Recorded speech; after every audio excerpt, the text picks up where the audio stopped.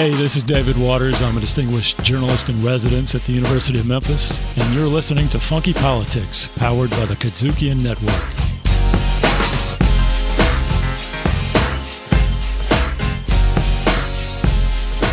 We are back with Funky Politics, powered on the Kazukian Network. DC, Tosha, and Doc Ward sitting here with the one and only David Waters of the University of Memphis. And I'll tell you what, David, getting into the fact that you have been around Memphis, what, 67? No, I'm just joking. You've been a journalist for like 45, 80 years. We're not going to even. I've been drinking new wine in old bottles. Don't worry about me, right? We're not going to even listen to people who insult our guests when they come to our house. These guys been around.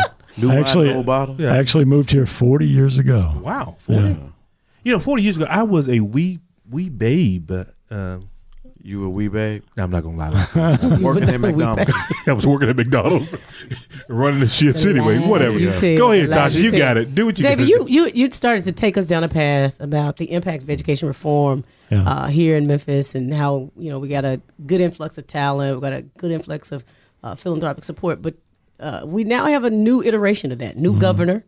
With a new agenda that he's kind of rolled out, talking about choices. Repackaged agenda. It's a repackaged agenda talking about choices and choice for families. I mean, I always like to say I believe in all the choices. So let's talk about what some of this other new iteration of education reform could mean. Yeah. Well, they're not using the V word, so be careful. Okay. Education. They're not using the voucher word. That's right. Governor Lee, in his State of the State address, came up with his proposal for lots of initiatives, and one is to spend $25 million on what they're calling state education.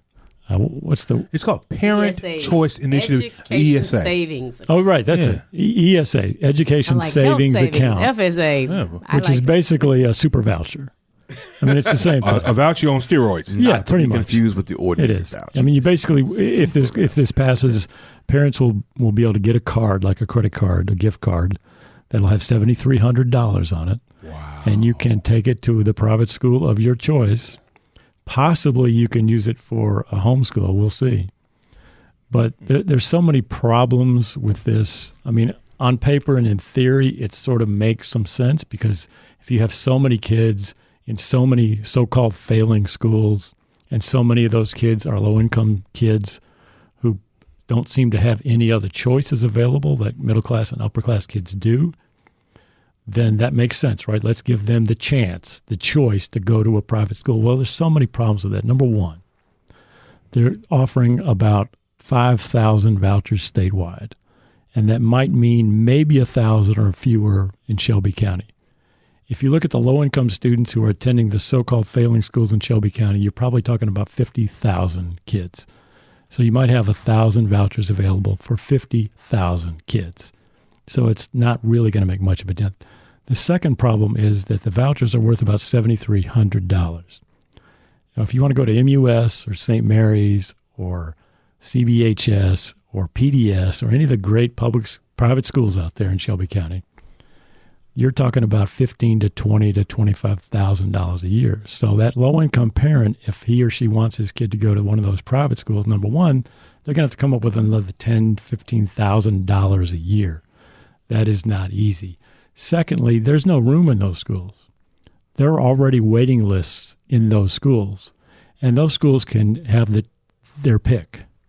So there's all kinds of entrance requirements for those schools to get in them, test scores, grades, behavior issues, and so forth. So they can pick who they want, and they're probably not going to pick a lot of the lower income kids who are going to need help with finances and transportation and participation. So you've already got some major obstacles in the way.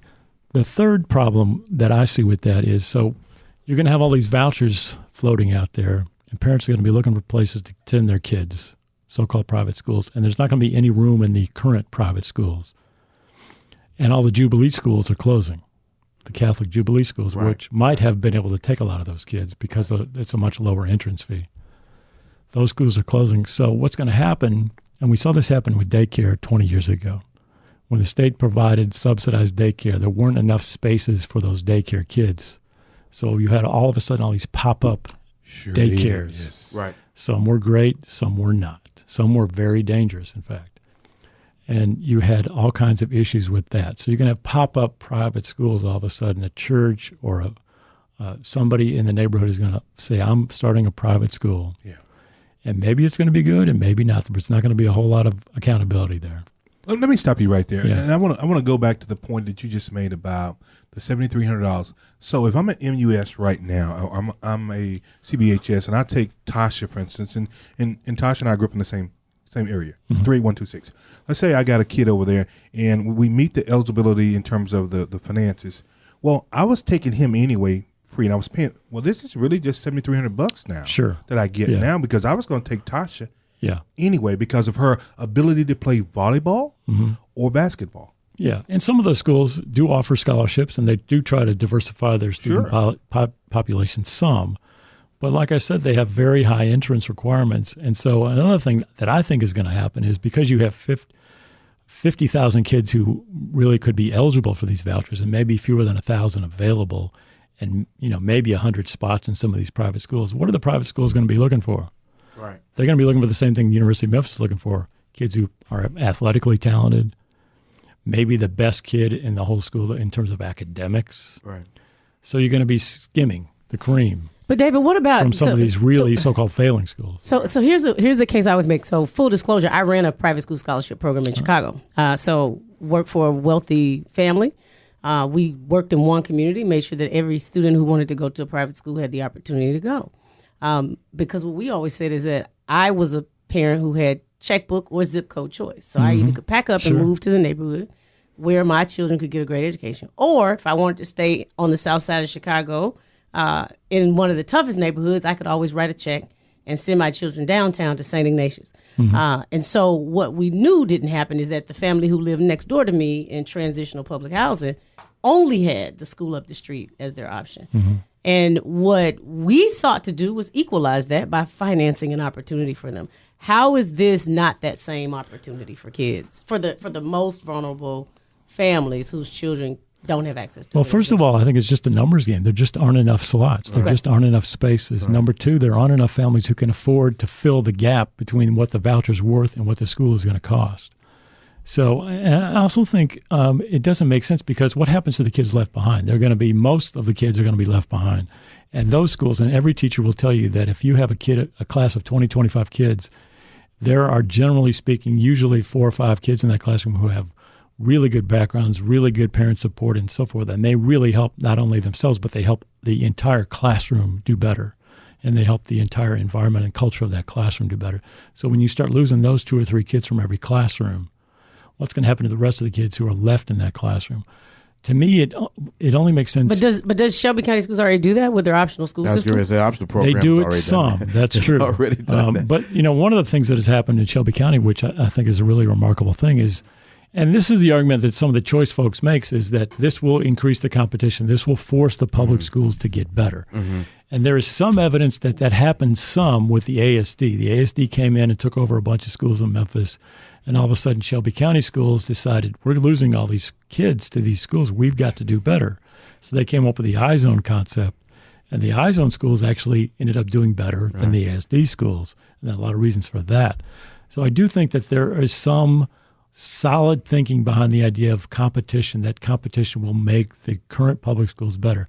But I think in the long run, what really needs to happen, if we're really serious about helping these kids, I mean, seriously, if we really are serious about helping these low-income, these 50,000 kids in these so-called failing schools, we're going to do what needs to be done to fix and help these failing schools, and that is to double the resources that those schools need. You need to reduce the class size and cut it in half. You need to double the staff. You need to increase the number of adults in the building, support services. You need to do all kinds of social and emotional stuff, helping those kids. You need to do universal pre-K. There are so many things you can do if you're really, truly interested politically or just ethically and morally in helping, really, truly helping those kids, then that's where it's got to be done. And you're listening to Funky Politics, powered by the Kazuki Network, having that deep conversation. Does David Waters? Oh, I'm sorry. There you go. Oh. Is the governor? I mean, the people are really excited that the governor does make some provision for saying, this is part of the rainy day fund we're using. It's not taking money from the traditional pot of money. We're going to work on the basic education program funding to make sure that traditional public schools are funded. So is the governor telling the whole story, or is that the sounds good story? I think that's true, and I think that's really good. I think he's taking a better approach than has been taken in the past. And I think part of the reason for that, I've talked to Governor Lee, and I've read a lot about him, and I've talked to other people about him. I really think he has a heart for this, and I think he has a heart for this. His heart's in the right place. Even though he's an incredibly wealthy man, a white guy from Middle Tennessee, he has spent a lot of time, number one, in the business world, so he has seen how difficult it is to hire and retain qualified employees. And he realizes the problem, there are myriad problems with that, and that goes back to all kinds of mass incarceration issues and reentry issues and so on and so forth, and job training and so on, and vocational tech. So I really think he has a depth of understanding of some of these issues that maybe previous governors have not, especially when you look at the fact that our previous governors have been some of the wealthiest men in the country. Right. I also think that his approach to the education savings account is an attempt by him and his heart in the right place to try to find a better way, a more equitable way to do this that makes more sense and maybe will help more kids. I just think in the long run that the numbers are against him. When you're talking about 5,000 vouchers statewide, right, and you need 50,000 in Shelby County, how much of an impact can you really have? Then why didn't he go ahead and say we're going to do 50,000 ESAs? Well, because just do it. And pay for cost it. prohibitive. That's like $360 million. But guess what? If we don't do the 360 now, we're going to do the 360 later on in incarceration. Yeah, you're going to pay for one or the other. Right? Well, the other side of that is, sure, and full disclosure too. Please. I also had a conversation with the governor about this very topic right after the Christmas holiday. And one of the first things that I said, David, you brought up the issue. I was like, well, we're going to be nice and say these schools won't take the kids. I was like, well, Governor, I just want to remind you that the vast majority of private schools here in Memphis opened to make sure that those kids did not come here to start with. Those that are not part of the Catholic diocese, for sure. Right. So having a real honest conversation about segregation academies, about this being an effort, a concerted effort by private schools here in Memphis and other affluent communities to actually make sure that they kept. Yeah, and I think the larger issue, Tosha, is that so many of the folks who are on the Republican side of this equation who have been pushing for so long, from Betty DeVos on down, for vouchers, for choice, for charter schools. Number one, they have no experience in public schools. They didn't raise their kids in public schools. They and their kids went to private schools or home schools, and that is certainly true in Tennessee from Bill Lee on down. Most of the Republican leadership in this state went to private schools or homeschool. So they don't really understand what public schools are all about, so they don't have that understanding. Number two, I really think that their sort of larger end game is to slowly erode support for public schools to the point where there are no public schools anymore. I think they're trying to privatize public education. And I don't think they're necessarily doing it in a vindictive way. I think they just don't truly understand what public schools are all about and what public education is all about in this country. They see it as just a failed social experiment. When if you really look at it, when we talk about failing schools, why are they failing? Why are the test scores? Right. We sort of have this idea that suburban schools and private schools are so much better than public schools. Well, it's sort of like saying that what's that AAF team that's undefeated, the Apollos of Orlando? Yeah. They're undefeated, so they must be a better team than the New England Patriots because they have a better record. Wow. Well, the suburban schools and the private schools have better, quote, records than the public schools. They have higher test scores. But what are we measuring? Are we measuring the kids or are we measuring the parents? Right. Are we measuring the schools or are we measuring socioeconomic conditions and the experiences of the children? And if you look at the challenges that inner city urban public schools face every single day, compare them to the challenges faced by other school systems, there's no contest. No, the challenges are so much greater. So that's why I say that if we're really serious about helping, a majority of the public school kids in this country are minority and they're low income, a majority of those. If we're truly interested in helping those kids, then the best way to help those kids is to help public education do better, and that requires more resources. And David, I'm gonna back up on you lumped charter schools in there with vouchers, and I would argue that they are very different. They are very different. Yes. Charter schools are public schools. Yes. The Tennessee Charter School Association did not align with the governor's agenda on vouchers. Yeah. For that reason, because again, full disclosure, I was a founding member of one of the first charter schools in Chicago, Elaine Locke Charter Academy, one of the highest performing schools in Chicago. A closed Catholic school. We went right in there and served families that had been previously served by that community. And so one of the things that we always remind people of, and I also led turnaround work in Chicago, worked in district schools, so I've done it, district, charter, you name it. But what we also continue to say, though, is that even in instances where children are poor, families have limited resources, a true locus of control, because I always say we've always been, Black people in America have always been in those conditions. And that what I find happens a lot is that the expectation of who children are and who their parents are and what they bring to classrooms often dictates what people are able to do. I mean, when I left Chicago, I worked for the highest performing, non-selective charter network, all Black, all brown kids, getting the most students into the most selective schools in the country, right? Like, so our expectation is different.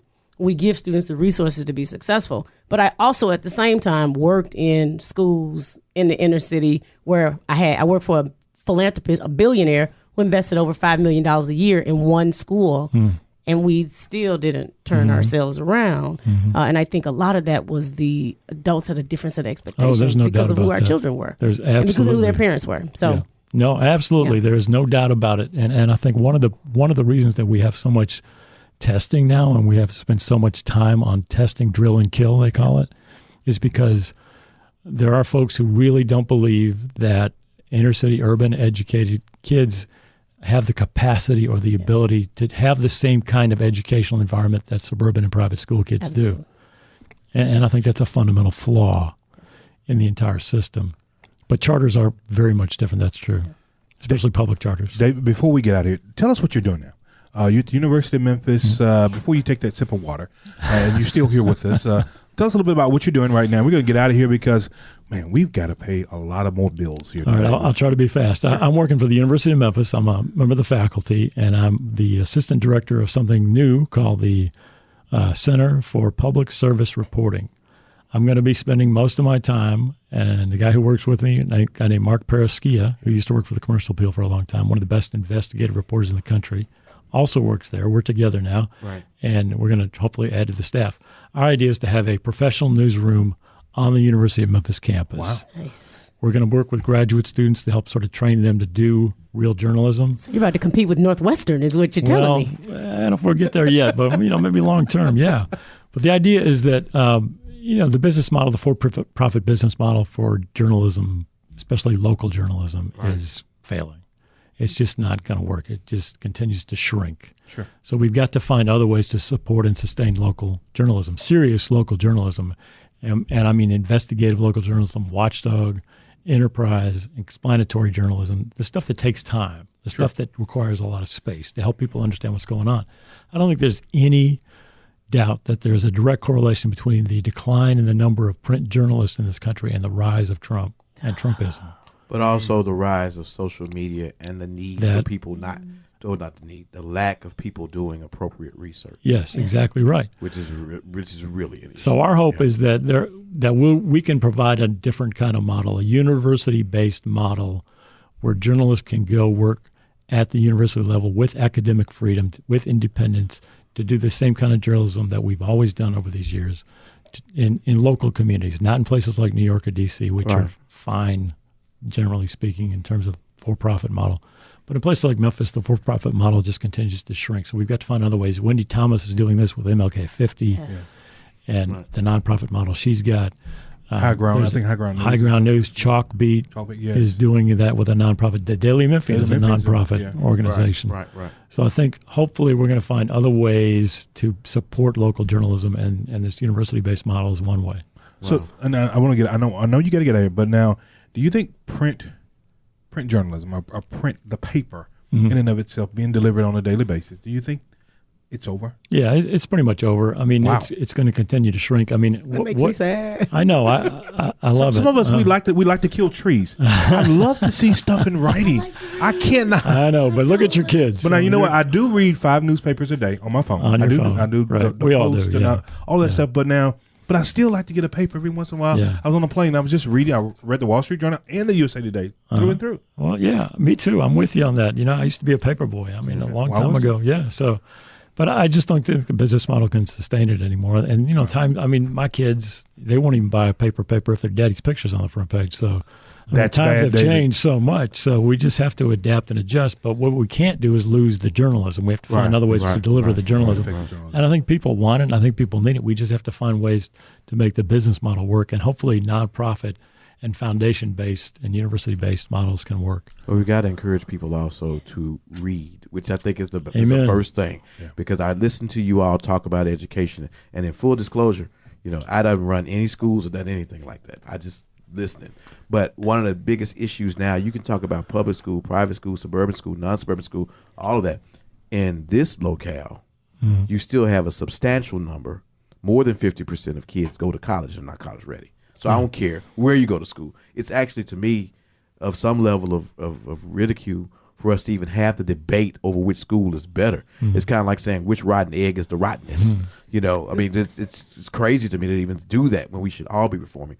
But we've got to enforce literacy again in our society. We're doing it. This president's helping us do it because people have read more laws now than they ever. People are actually reading the Constitution. He's helping us do it. And everybody's reading more indictments now. Yeah, and so we really are. That's really an uptick. Yeah, but we've got to encourage. I hope that you all, as you proceed with that, find a way to get your module in the schools, because the local paper the schools used to have, the school paper and all that, is dwindling down. It's not the same. So I hope that you all are able to do that as you continue your great work, both you and Mark, who is an excellent investigative journalist. Yeah, thanks. Thank you so much, David Waters of the University of Memphis, for being here with us on Funky Politics with DC, Tosha, and Doc Ward. Man, we can do without you, David. Come back and see us again, okay? Thanks, it was fun. Don't stay away so long. I won't. I'll be back.